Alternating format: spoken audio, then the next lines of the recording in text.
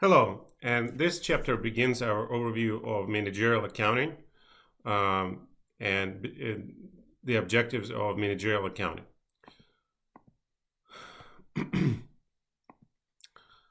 So what are the basic differences between managerial and financial accounting? Financial accounting serves the needs of outside users of financial information, investors, creditors.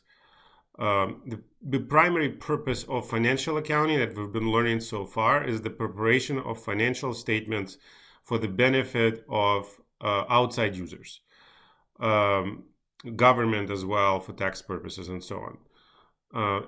It does not, at least its primary purpose is to affect external users' decision making. Managerial accounting is the system of accounting that is internally focused. Its primary objective is to provide information for the internal users, the management of the company in their decision making. Now, it doesn't mean these two disciplines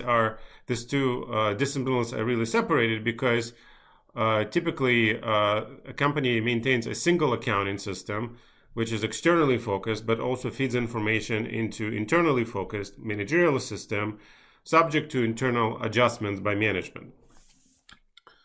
And that's what this slide kind of summarizes.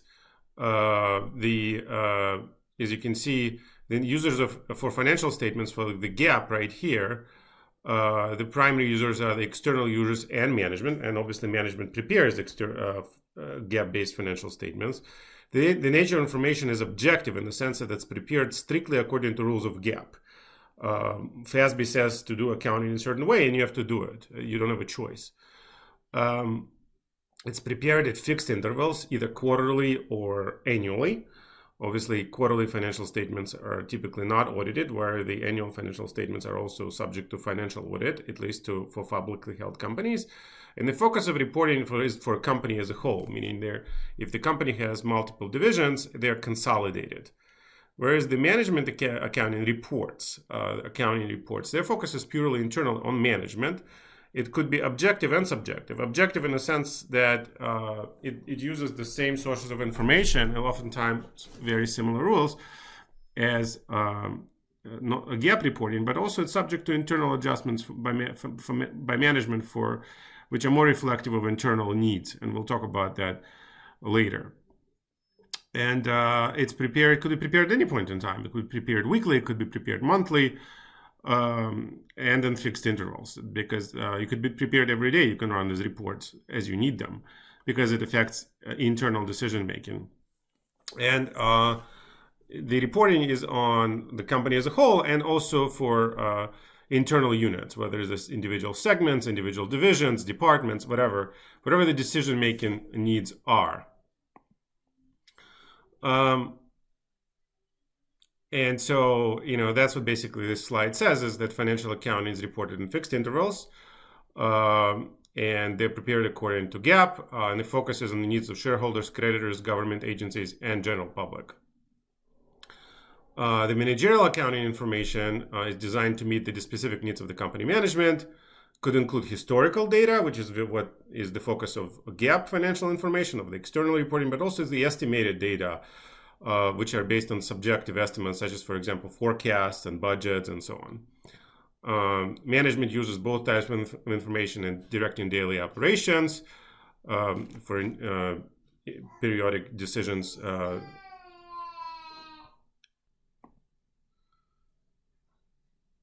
And so management will include estimated data, which is the forecast, budget, and so on.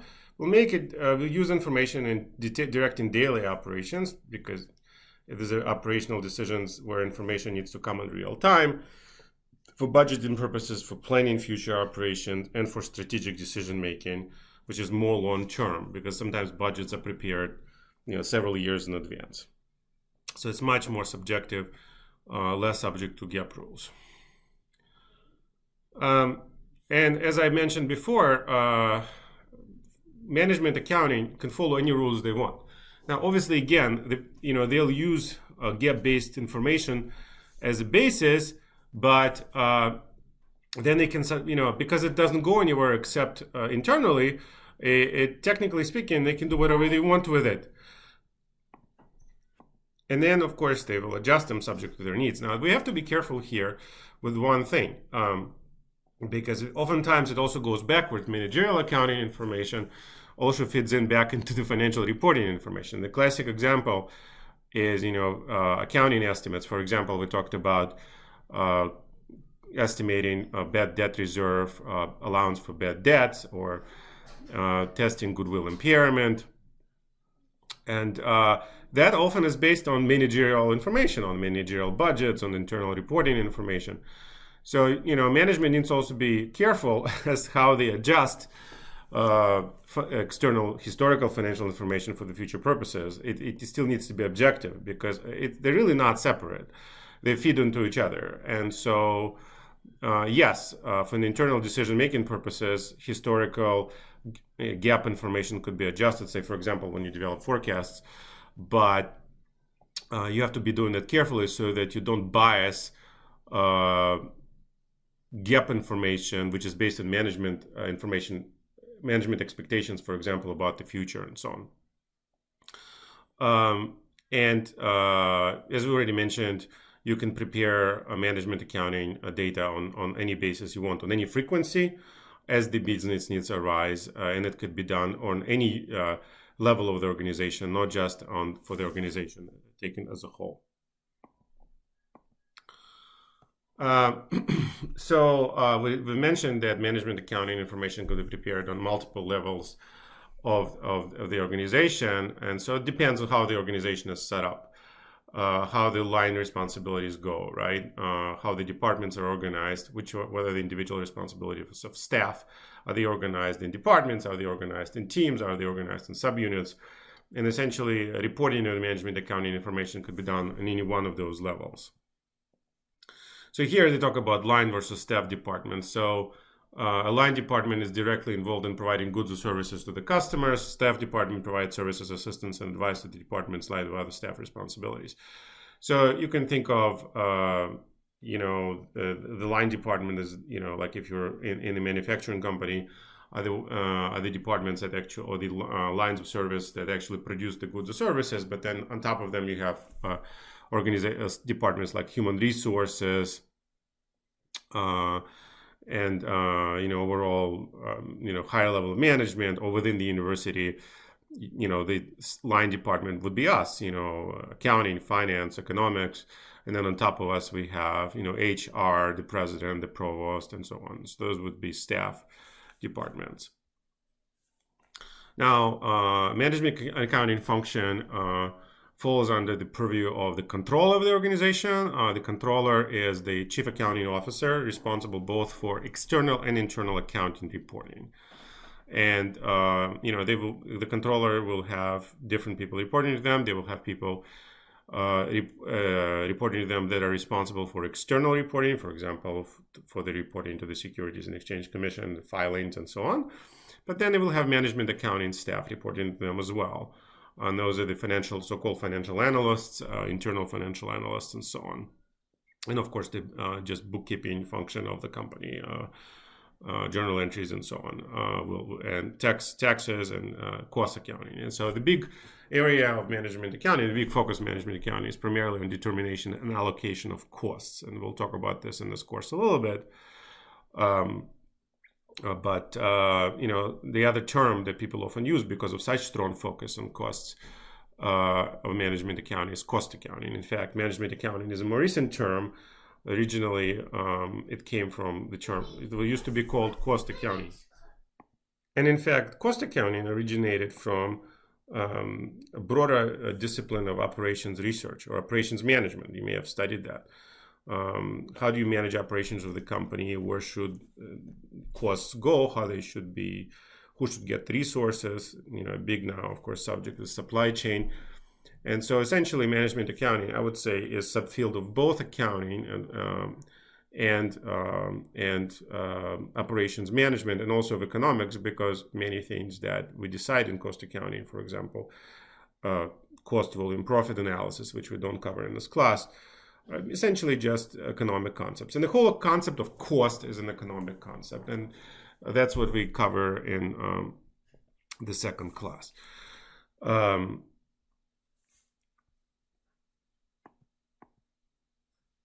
So management accounting affects both various levels of management processes: planning, directing, controlling, improving, and decision making.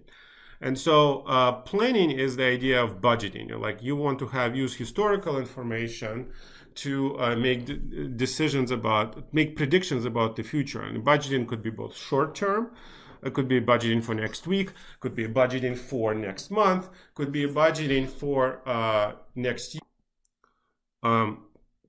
And it could be budgeting going back, going forward several years, more for long-term strategic reasons. So that's what planning is about.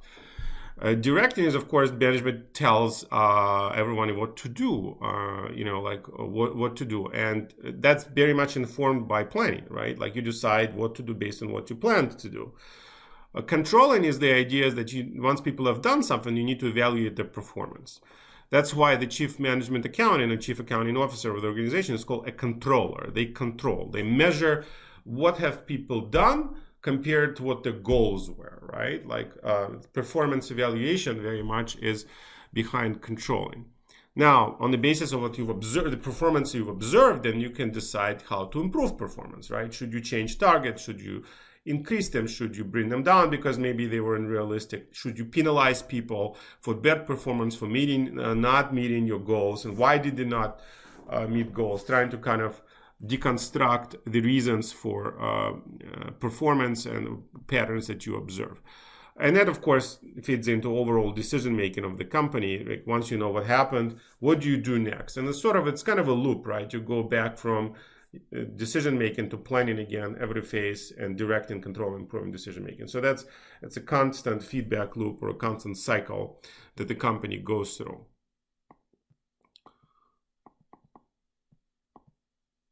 And so this kind of slide summarizes what we've talked about. You have overall operations, right? That's what company does. And how is it affected? First, you have the planning. You can kind of start here. Planning affects your directing, what you actually tell people to do. That feeds into your decision making. Controlling also feeds into your decision making here by telling what has happened and why, how people have done. Controlling also provides feedback for improving operations. Then it goes into decision making. And of course, from directing, it goes to actions. That's the most important thing, right? It goes to actions. You tell operations what to do. Then operations report results. And of course, the feedback loop continues. So that's what I basically said earlier.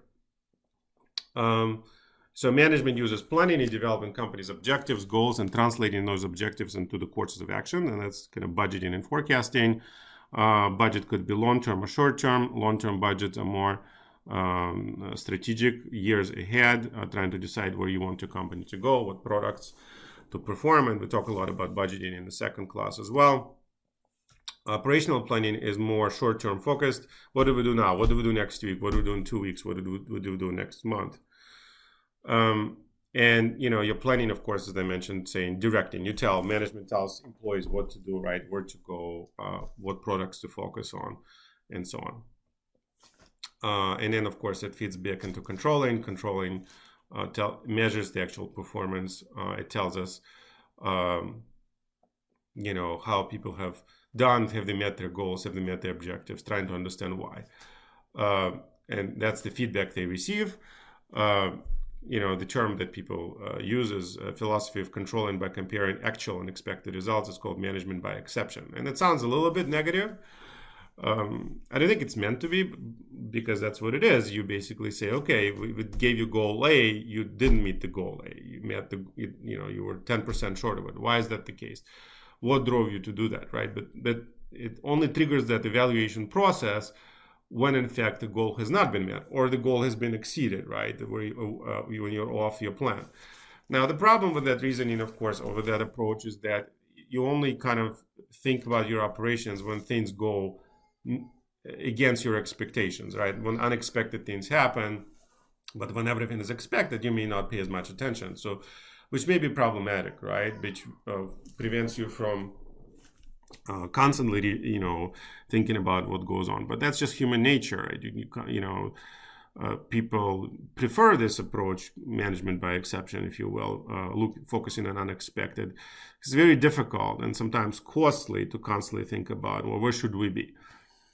Now, I think the price of this management by exception is when really bad things happen, really unexpected things happen. If your exceptions, if you will, are not that huge, then it's not a big deal. You can always make minor or not huge adjustments. But it's like, for example, today is April 20th, 2020. We're in the middle of this horrendous COVID-19 epidemic. And this was a very highly, highly unexpected event. I don't think anybody could have imagined in their worst nightmares. I shouldn't say anybody. And people did actually expect in the epidemiology community and the risk management community. They've talked about this for years, but nobody really listened to them well enough to really be prepared for it, because people are just not naturally attuned to the idea that something like this could happen. People just this could not go. Things like this don't happen. And I think failure to really take this seriously, failure to think more constantly about even like very remote likelihood events, is illustrated in what we see now with COVID-19 epidemic, where we're playing huge catch up, and unfortunately, many people are sick, many lives were lost, and that's when so-called right tail event, meaning highly unlikely, or tail event, I should say, event, or black swan event, as the other term, occurs, your whole model of management is upended. But it's very difficult to live your life thinking about this low likelihood event. A, because it makes us very uncomfortable to think about them, and B, because it's hard to predict, right? It's almost like from a area of science fiction. If you think about the pandemics, were subject of many science fiction movies. Same thing with 9/11 terrorist attacks and so on.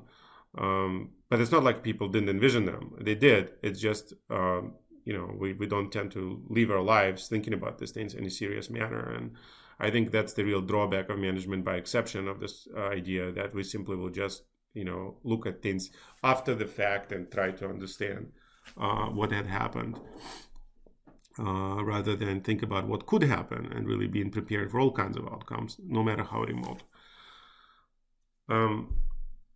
Continuous process improvement is the philosophy of continually improving employees, business processes, and products. So, the idea that controlling then should fit into, as you observe unexpected changes, in particular negative unexpected changes, you need to then incorporate them into your how you do things. And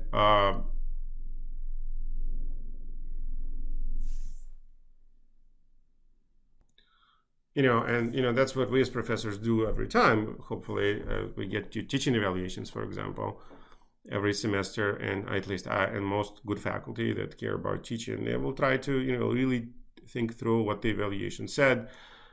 How can they continuously improve courses? Now, I think teaching evaluations is a great example of this another management by exception, right? We don't get to hear from you until the semester is over.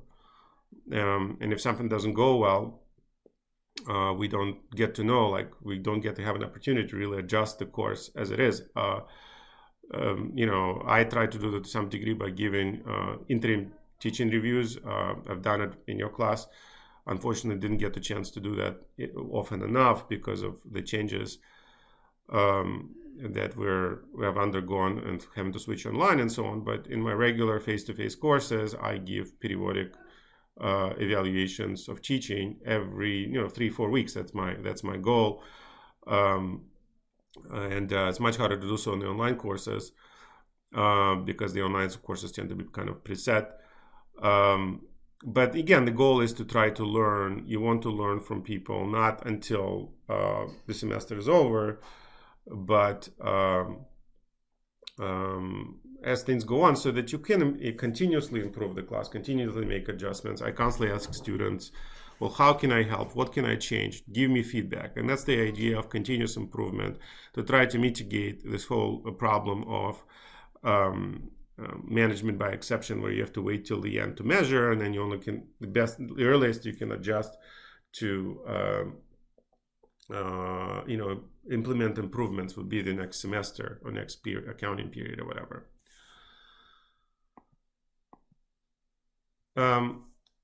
Inherent in each of the preceding management processes is decision making, right? At the end of the day, right, like you've improved your process, and then it goes back to, okay, how deciding about how you continue change your operations. You need to continuously decide between among alternative actions. So management accounting provides information and reports to managers to use and operate in business, which is what we've talked about.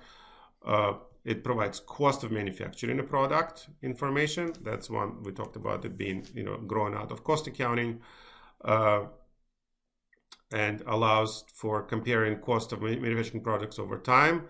Can be used to monitor and control for cost of direct materials, labor, and factory overhead. Right, so we care about not just the overall cost, but the component costs. Our salaries growing too much. How does it affect how our product costs? Are they growing too much? How does it affect our competitiveness of our old products? So in many ways, management accounting, the cost aspect of accounting, is very much related to marketing of products and ability to generate sales. Because even though in a more perfectly competitive markets, costs should not be driving prices, but at the end of the day, we should also be profitable, right? So they're kind of interrelated. So we need to feed this information to marketing people. So to the extent that they can set proper prices on the products. We don't want our salespeople underbid, sales things at below cost, right? Because we want to be profitable. And then, of course, performance allows, for example, performance reporting allows companies to identify any inefficiencies, right? For example, are employees not working? Are they being lazy? Are they overusing materials? Are they throwing stuff out? Is there waste going on? So that's the whole point of performance reporting. You can decide whether, are there any potential efficiencies of using better, improving your purchasing. How do you, and again, we talked about connection between marketing and cost accounting. You need to inform marketing.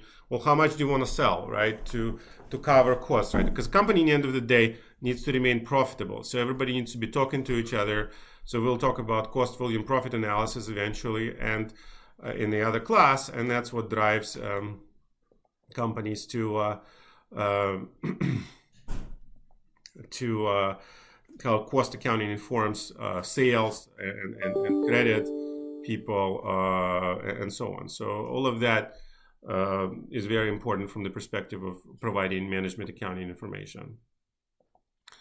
You need to, when you think about how companies operate, they could either be producing stuff, and that would be manufacturing. So, they produce tables, goods, and so on. Merchandising, meaning essentially they sell it, the retail operations, stores, right? They sell stuff, or service, or they provide services. And in fact, US economy these days is primarily service oriented. So restaurants, schools, universities, we all provide service. We don't make physical stuff. We don't typically sell physical stuff. We service you. Go get a haircut. That's a service operations. Management accounting concepts apply equally to all three. Again, it grew mainly out from manufacturing operations. How do you assign cost to individual products? But all of these concepts are relevant to, you can think about how you assign cost to individual services. How do you price a haircut? What's the cost of an individual haircut? How do you price a course? How do you allocate cost of the course?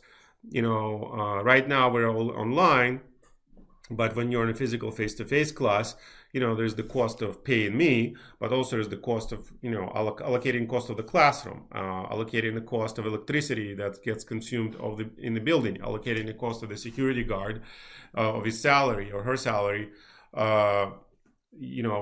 because that's a common cost. That's not just for one class. How do you allocate the cost of the salary of the dean, of the MBA director, and so on?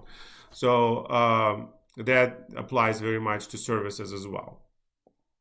So what is a cost? The cost is the payment of cash or of any other currency, if you will, or of maybe you could also incur costs by just sacrificing any sort of asset, or a commitment to pay cash in the future for purposes of generating revenues. That's a cost. Or it doesn't have to actually be for generating revenue. So, nonprofit organizations don't necessarily generate revenues, but they generate services, right? So its cost is really an outlay of resources by a company, broadly speaking, that may or may not generate revenues or may or may not generate future benefits, but it's an outlay of economic resources. So in managerial accounting, costs are often classified according to the decision-making needs of management on the basis of what the cost object is. And the cost object could be a product. So I'm using a computer, a laptop to record this lecture. And so that's a cost object. And what are costs incurred? What are the economic outlays that went into creating this laptop? Well, the cost of material, the cost of assembly, cost of labor, the cost of shipping. It could also be a sales territory, right? If you're a car dealership or something like that, what are your costs of selling cars in that area? A department, an academic department. What are the costs associated with that academic department? Well, the faculty salary, the administrative assistant salary, the department chair stipend, supplies the department buys. Or if you're a science research department, what the research. So the costs could be either direct or indirect. So, for example, I've mentioned your class, right? What are the direct costs of providing a service, me teaching you? Well, the direct cost is my salary. The direct cost might be, if the department were to buy some stuff specifically for the course, that would be the direct cost. Indirect cost is anything else that goes into that. So, and the other term for indirect cost is overhead. That's the term that people use. So what are the indirect costs? Cost of providing you with Canvas, right? So IT department has to operate Canvas. That's the indirect cost. Cost of paying, the MBA office staff or administrative staff of the university. The cost of the library that you could theoretically be using because you're using library resources. That's all indirect cost of instruction. It needs to be, and the big subject of management accounting is how do you allocate this indirect costs to specific cost objects, and that's what we'll kind of touch on in this course a little bit. So with manufacturing, you can have direct materials costs. We mentioned that. So I'm going to use this laptop as an example. So the cost of material of producing this laptop, the plastic that it's in, the glass, the electronics, the labor, somebody assembled it, whoever worked on it, that's their time. So that's cost of their time, that's the direct labor. And the factory overhead, right? So again, factory overhead would be similar to service overhead we just talked about in the relations to the universities. So, there's a plant, the plant has machines, for example, that produce multiple products. So that cost is, there's a supervisor that supervises production of multiple products. And they're not directly involved in the production of this laptop, but indirectly involved by, for example, supervising employees. Or there's the security guards that are guarding the plant. Well, they're not producing anything, they're just guarding the plant. Yet that's indirect cost of production because they would not be there had you not decided to produce, right? The reason why you've hired them is to guard the stock in the warehouse and so on, right? So that it's not stolen or people wouldn't infiltrate the plant and not steal technology and so on. So that's the example of indirect factory overhead cost. So to be classified as direct material cost, the cost must be both the following: an integral part of finished product. So that makes sense, right? So direct material of cost of producing this laptop as the material went into that. So you wouldn't produce it without it. And it has to be a significant portion of it, right? So direct material costs are pretty intuitive, as whatever went into the production of a particular unit. So, and that's what we already talked about. Direct labor is the cost of time, of salaries, of payroll that could be directly associated with the production of this computer. So there's a worker that sits there, it pushes the button of a robot that assembles this laptop or physically puts the parts together. That's the direct labor cost, allocated direct labor cost of production for this laptop.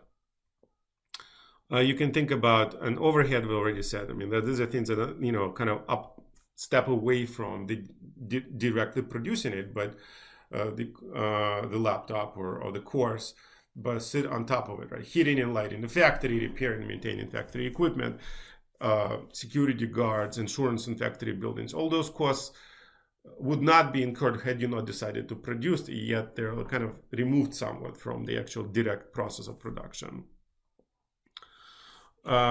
Factory overhead also includes materials and labor costs that do not enter directly into the finished product. So that's what we just said.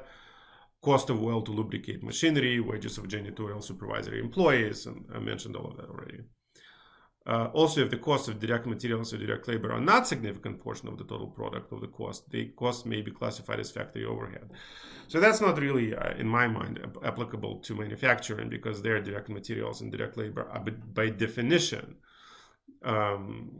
typically today, direct, but more in service, right? So we're a service organization, and primarily, I don't know, you don't have a lot of people employed. Maybe it's everything is automated, right? Your services are automated, or even your production is automated. That will be interesting as we move much more into the automation. So it would be interesting to see as production becomes much more automated, as we get more robots involved. So, for example, if you have a factory which is entirely automated, and the main cost of production is just robot operating, assembling machinery, but yet you need to have one supervisor, I don't know, for the factory floor, and so all they do is push a button to get this assembly line started or whatever. So, as a proportion of total cost, the supervisor's salary might be very minimal. So in that case, I guess, even though it is really technically direct labor, you can classify it as overhead. But that's, I don't know how often this really happens. And I don't know how critical this is really in this situation to think about it that way. So you can think about, we talk about prime costs and conversion costs.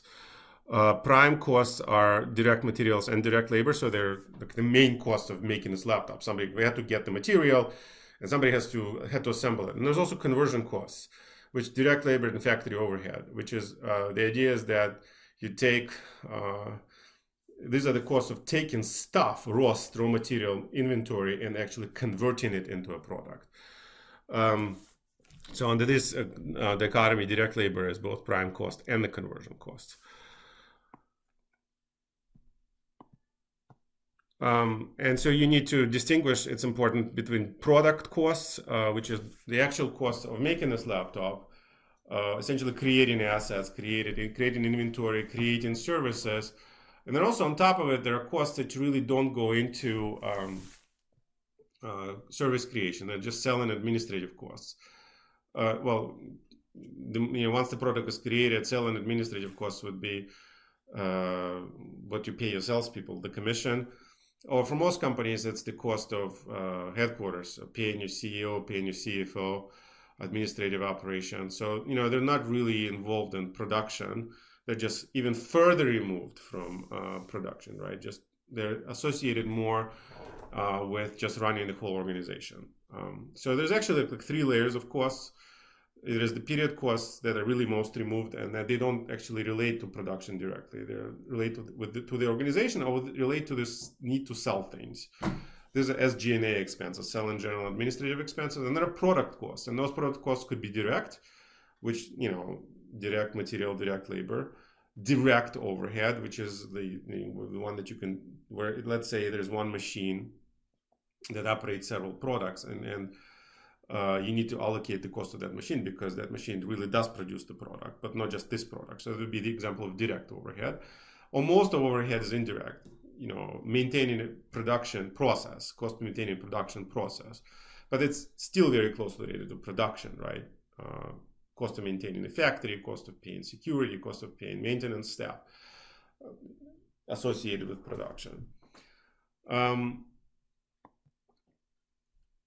And so the most important thing about the product costs are they are recorded on the balance sheet as inventory. All costs involved in producing an item, directly or indirectly, have to be allocated to inventory under GAAP, and that's called full absorption costing.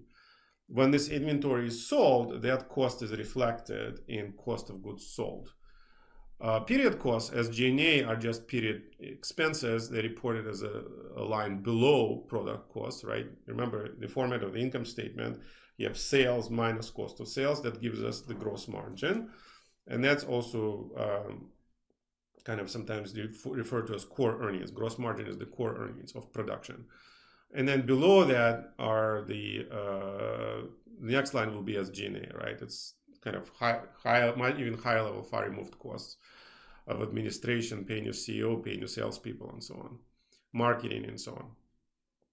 And period cost are reported as expenses on the income statement.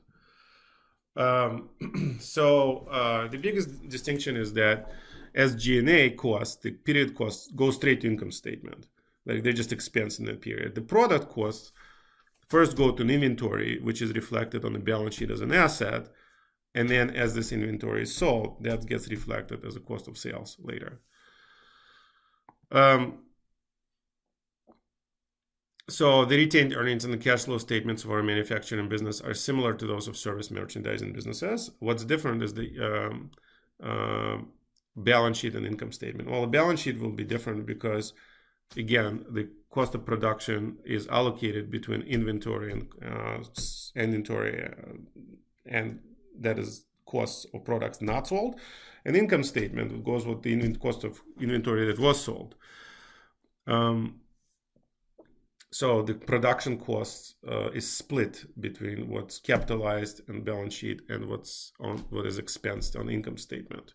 Service organization, all costs are expensed in the period incurred.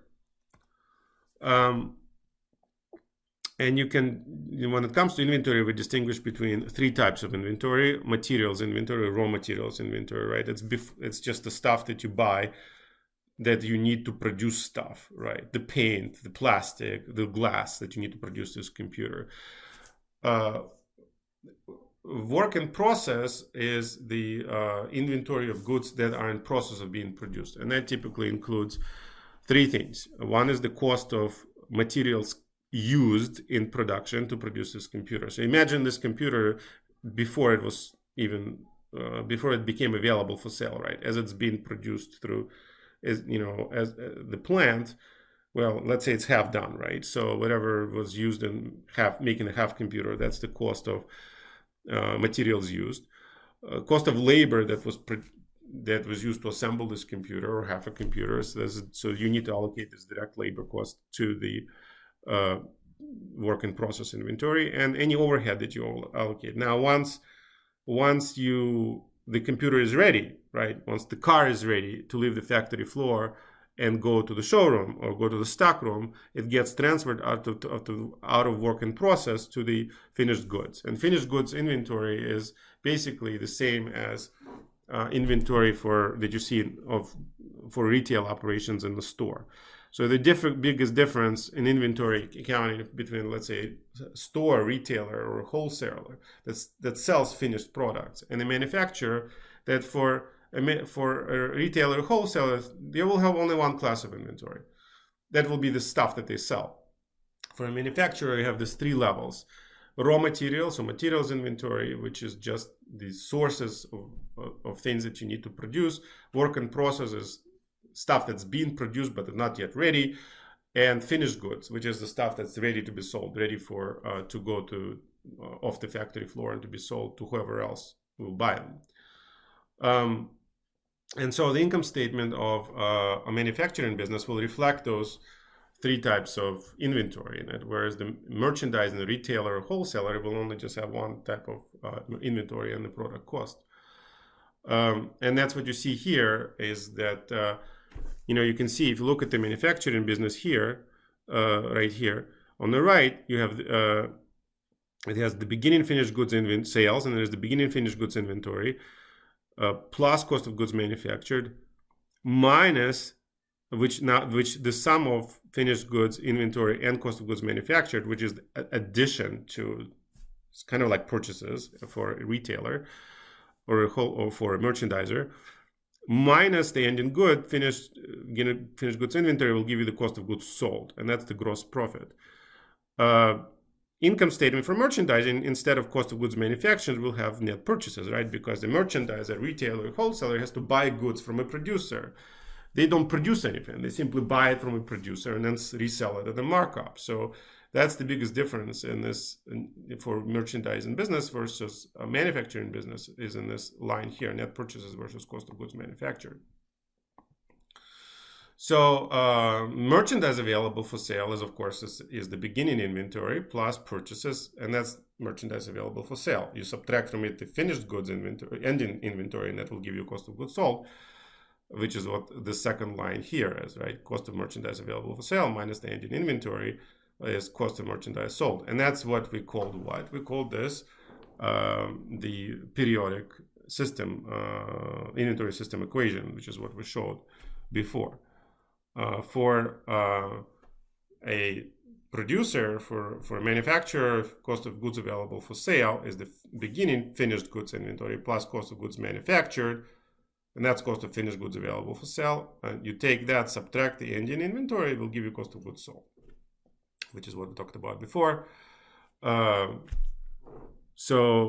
of goods manufactured is required to determine the cost of goods sold and thus to prepare an income statement. Cost of goods manufactured is often determined by preparing a statement of cost of goods manufactured. Now, how does that statement work? And that's just more of a breakdown of this different 3 layers of inventory that we talked about: raw materials, work in process, finished goods. So you can see first you have direct materials. So you have beginning work in process inventory, right? And which is the stuff that you have on the factory floor, which is not yet complete, what you start with.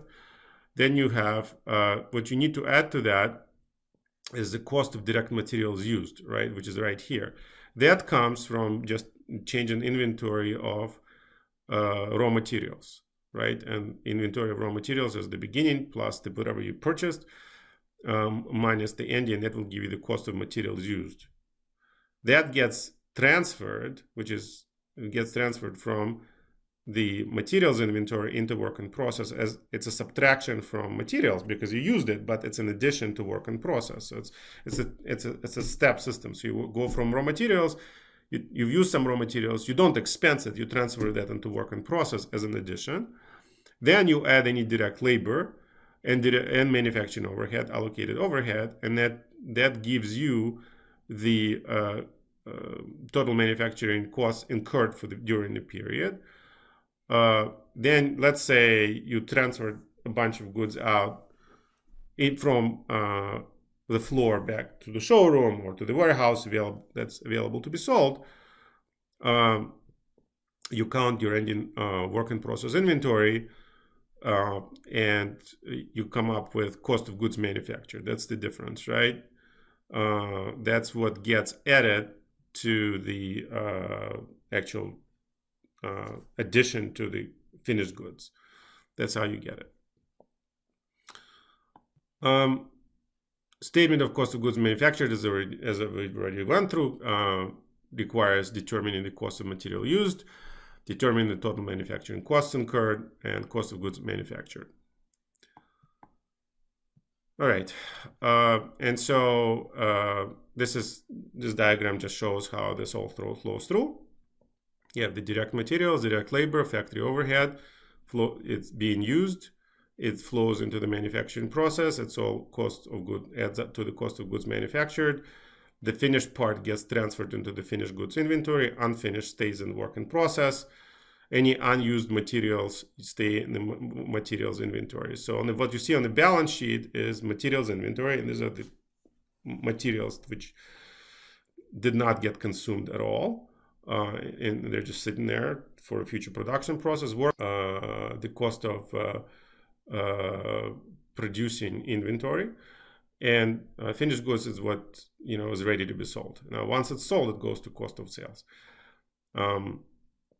and that's essentially the summary of the manufacturing process. And that's all I have for today. Thanks for listening.